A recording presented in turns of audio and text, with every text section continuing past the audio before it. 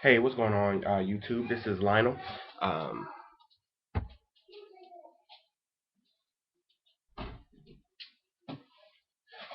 Sorry about that. I had to close the door, guys.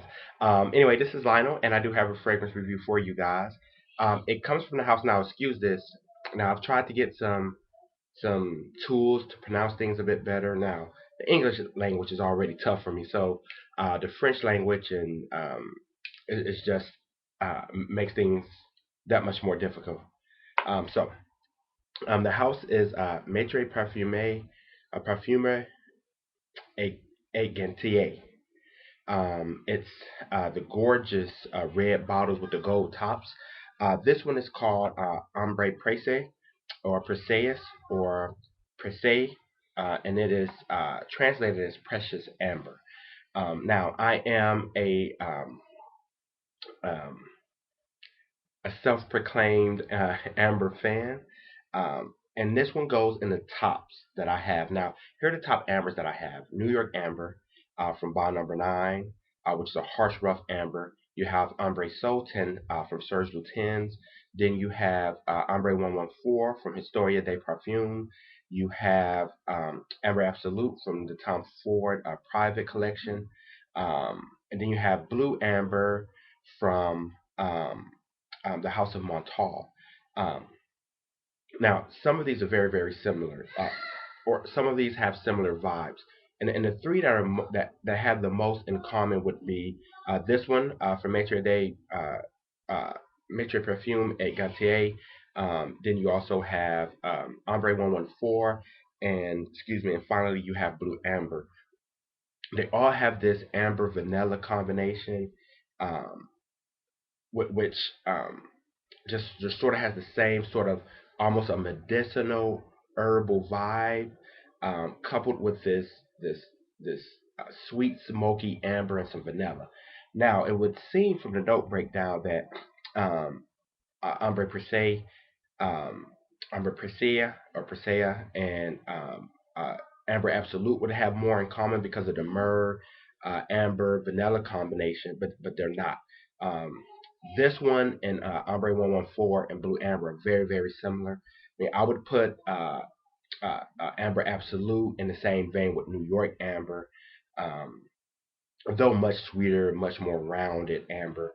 And maybe even Ombre Sultan would fit somewhere in between Amber Absolute and Blue Amber from Montal. So somewhere around that line. Of those three that I mentioned, MPG, Historia de Parfum, and Montal's, this would be the lightest. Ombre 114 would be the next, and then I think Blue Amber would probably be the heaviest of those three.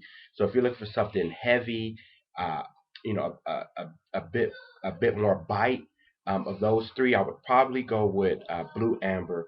But I think those three fragrances, I don't know if you would only need two of those three, from my personal opinion. I don't, unless you just love the collection process. I don't think you would need all three because it'll be quite redundant. Now you can have Amber Absolute, New York Amber, but I think if I was choosing, if money was not an object, I would have New York Amber in my collection. I would have um, um, this one and maybe 114.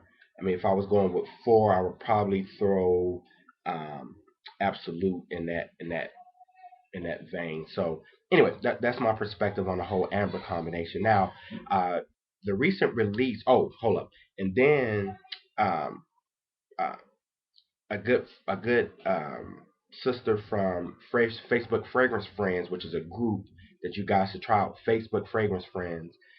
If you're on Facebook, Gloria, oh no, no, Charlotte Schuler sent me an amazing amber, and it's Opus 6. It's from the library collection from Amouage.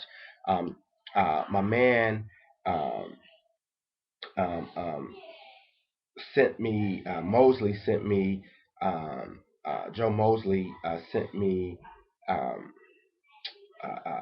Opus 4, which has some amber in it. Very, very nice fragrance.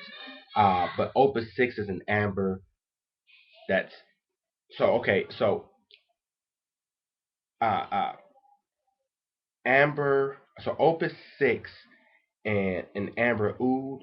I would think amber oud would be more in the vein of Opus 6. When I'm looking for a sort of transparent yet deep, Arabian, it's from the Arabian line. Amber oud should have went that way, but it didn't. So anyway, that's enough on that one. That's enough on that soapbox. Let me get into this fragrance. So this fragrance is considered an Oriental. It is an amber-based fragrance. It is predominantly amber. It was released in 1988. Um, and when I talk about classic ambers, this is one of them. This doesn't have any type of 80s feel to it. Some of the 80s fragrances just seem dated. This one is probably just as relevant today as it was in '88. It's probably edgy in '88. I don't know a lot about amber fragrances in '88, but this was definitely a gem in '88, and it's a gem today. So I've worn this about 8 times now. So I typically try to wear fragrance about 8 to 10 times before I try to review it. I wore it 4 times at home, mostly at night. A couple of times I wore it at the day around the house. Like today is kind of gloomy. I'm not going outside, so I would wear this one around the house to kind of get a real feel, to try to see how it develops on my skin, walking around, and just almost a neutral atmosphere, a neutral environment. So I wore it about 4 times at home, and I wore it 4 times to work. Here's how much I have left. This was about, it was about half full. 4 to 6 sprays from this would be more than enough. So this was sent to me by um, a good friend, also on Facebook, Fragrance Friends, Michelle, and I really appreciate it from her. So we had did some swaps. So I swapped some for this, and it was love at first sniff. Now some people say that they get a nutty feel to this, and I'll talk about the notes real quick because I got about 4 minutes to really explain this fragrance. Here are the notes. In the top, you have myrrh and you have lavender. In the heart, you have nutmeg and vanilla, and in the base, you have amber and two types of balsam. One is called Tolu, and the other one is called Peru. So I think it's the balsam weaving in with the amber that's sort of giving it this. People say butterscotch, but it's almost sort of like a toffee. I think it's the vanilla balsam amber combination because amber sort of has that vibe already. Amber can play a lot of different ways. I think that combination is sort of causing this toffee, almost butterscotch type of feel to it. And not as sweet, but almost a nutty type of buttery amber. That's what this amber is about. So um, I wore it each time. I went a little light at first because people were saying it was, it's heavy and it's this, but it's not. It's sort compared to Amber Absolute. This would be quite light.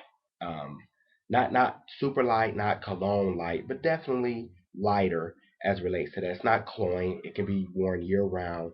Um, so, I wore it to work. The first time I wore it, I got complimented. Of those three ambers I mentioned, this one is number two. Blue Amber was number three. So 114 got me the most compliments. This one got me the second most, I think. And then Blue Amber got me the smallest amount, but each of them were complimented quite well each time. Ombre 114 was just a wide reception. Um, so you spray it on. The first thing you're going to get is the myrrh in it just sort of makes it a little gives it a little depth, but it's not fair. Like when you think of the myrrh and amber absolute, sort of causes this incense type of, the amber is real smoky and nutty. This one isn't. This amber is a bit more, I would say balmy. This is a bit more herbal, and that you know the amber in it sort of gives it this powdery type of vibe. So this is a man's fragrance, as it states. I think maybe it's a man's release. Uh, it teeters on I think some men may find it too powdery, um, but I don't. I mean, it's the amber is a smooth, almost non-smoky amber versus a lot of the other ambers sort of has this smoky vibe. Anyway, so wore it to work. First time I wore it, got compliments. I had to ask a couple of people what did they think about it because they didn't say anything, and so it's nice. That's sort of girly. So it did come off. It does come off. It does have a feminine vibe. I would say the projection is in the 8 department. I would say the longevity is in the 10 department. I would say the silhouette or the scent trail would probably be in the 7, 8 department. Overall compliment factor in that 8 department. I would give this fragrance probably about an 8.5 from an outside perspective, but from a personal perspective, I would give this fragrance, upwards into the 9. This is a definite buy for me. So, um, what it smells like is this semi-sweet herbal, nutty amber fragrance. Um, um, I think it can be worn in almost any environment. Though I wouldn't see myself wearing this to like a picnic or something. It's more of a romantic date, office, movie scent, more than a I'm going out to a picnic or to a store. It just sort of has a classy, classic type vibe to it. I would think most of you guys would probably pass on this fragrance if you're not an amber fan. Um, it does have nice layers. It goes on in certain ways, a little herbal, a little sharp, and starts to, as it draws down, it gets a bit sweeter. That's when the toffee, that type of vibe comes in. Um, I love this one.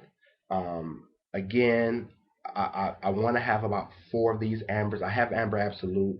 I have about 10 mils of Ambre 114. Um, is it full bottle worthy?